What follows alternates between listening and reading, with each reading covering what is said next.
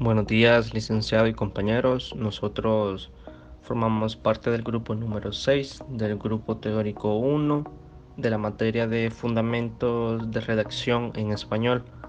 En esta oportunidad les vamos a hablar sobre lo que es la regla de las letras M y N y los diferentes escollos que hacer.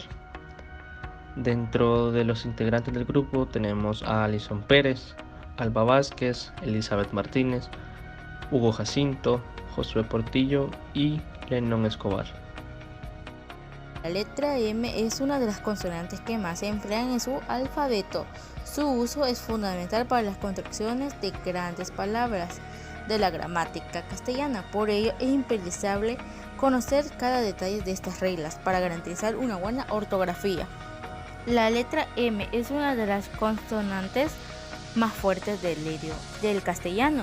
Su fundamento es informar de un gran número de palabras. Por ello es fundamental entender las pautas en su totalidad para garantizar buena caligrafía y una buena transmisión de mensaje hacia la persona a la cual le quieres transmitir el mensaje o una oración, o también en tu trabajo, que es fundamental el saber el manejo de la regla M. A continuación, unas palabras de la M: campamento, embarazo, imperfecto, embotellar, campana, embellecer. En su continuación, oraciones. En el zoológico vimos muchos chimpancés. Mi papá quiere impedir que vaya a Rumania. En clases de historia estudiamos acerca del Imperio Romano. La ambición desmedida puede ser la perdición de muchos. Si amplias tus ideas, verás la verdad en lo oculto. Quien crece siendo malvado nunca podrá ser compasivo. Reglas ortográficas de la N. Esta letra la encontramos en la 14ª posición. Dentro de las reglas de la N, la letra N está ubicada entre consonantes.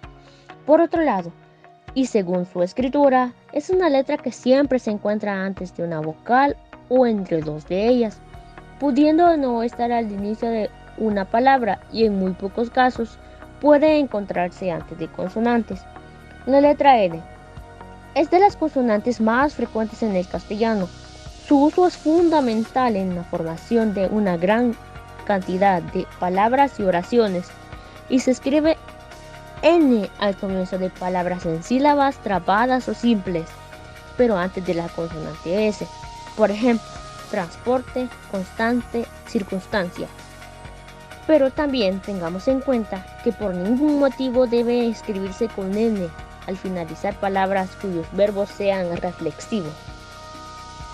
Por ejemplo, levántense, siéntense. No es lo correcto escribir levántense ni siéntense. Bueno, también se escriben con N aquellas palabras cuya letra que se antecede es la V. Por ejemplo, envejecer, desenvolver, envase, convocatoria, envolver. También se escribe con N antes de las consonantes F. Por ejemplo, énfasis, infante o enfermo.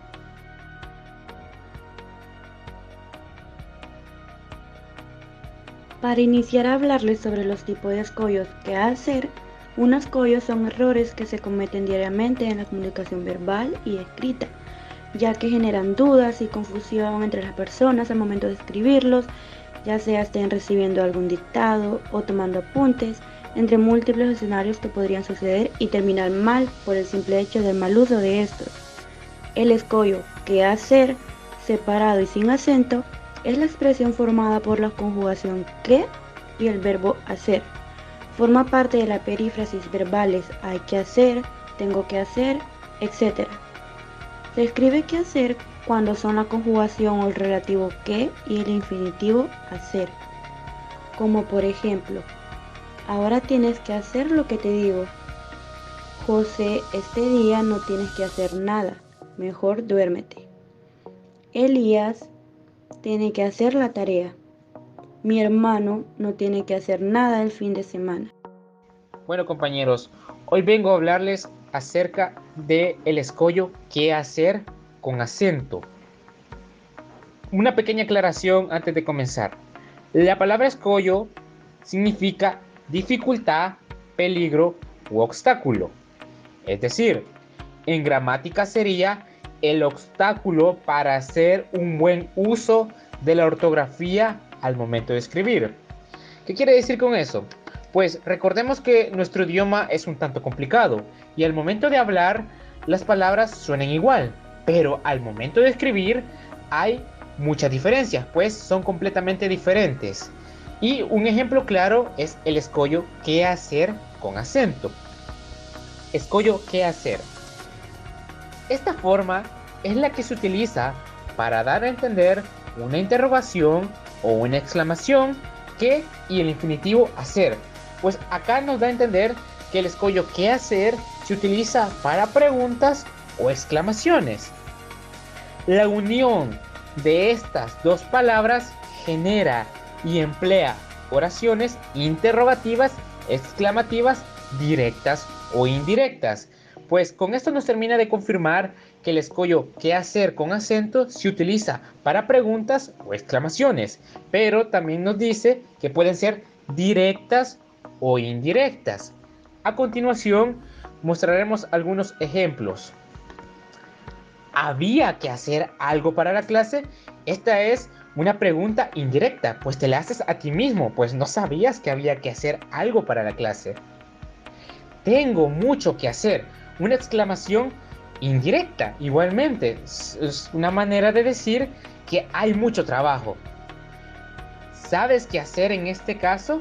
Pues esta es una pregunta directa, se la estás preguntando a alguien en específico. Me preguntaba, ¿qué hacer en vacaciones? Otra pregunta directa, pues se la estás preguntando a alguien o quizá a un compañero. ¿Qué hacer en caso de incendio? Una pregunta directa, pues un profesor le puede hacer esta pregunta a un alumno. Hay que hacer algo, una exclamación indirecta, pues es una forma de decir que hay que trabajar o hay que terminar una actividad. Continuaremos con las siguientes variaciones de este escollo. Para finalizar con las variaciones del fonema ¿qué hacer?, continuaremos con ¿qué hacer? Unido. Su significado, a diferencia de los demás escollos de esta palabra, es solo un sustantivo. Sabemos que el sustantivo es la palabra que utilizamos para nombrar a una cosa, persona, animal o lugar. Pero en este caso, ¿qué hacer? Hace referencia a una ocupación. Como ejemplos tenemos, mi quehacer dura todo el día. Esa señora goza de su quehacer toda la vida. El principal quehacer de esta oficina es programar actividades recreativas. Debo terminar los quehaceres del hogar.